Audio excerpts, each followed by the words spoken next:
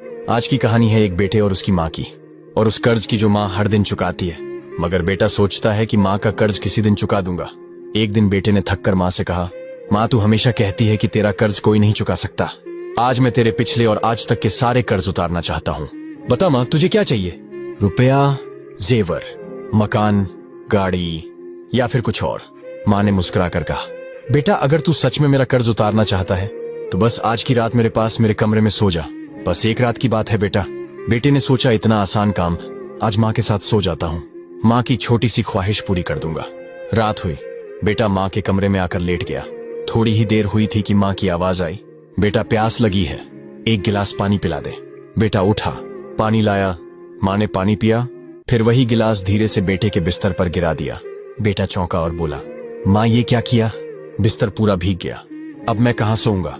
माँ ने धीमे से कहा, माफ कर बेटा, गलती से गिर गया, बस एक रात की ही तो बात है।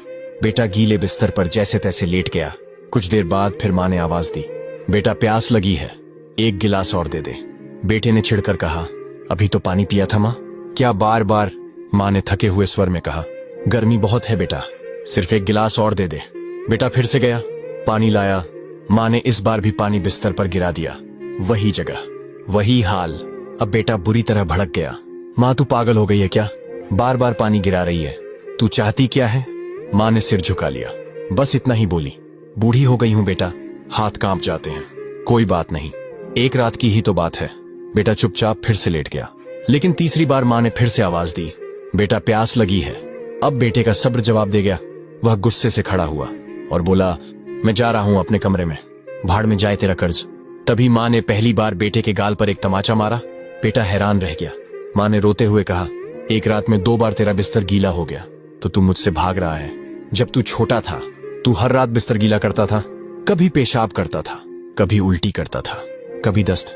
मैं खुद गीले में लेटती थी, तुझे सूखे हिस्से में सुलाती थी, तेरे बुखार में पूरी रात गोदी में उठाकर आंगन में चलती रहती थी ताकि तू चैन से सो सके, तेरे बिस्तर को झूला बना देती थी। और अब तू कहता है कि मेरा कर्ज उतार देगा।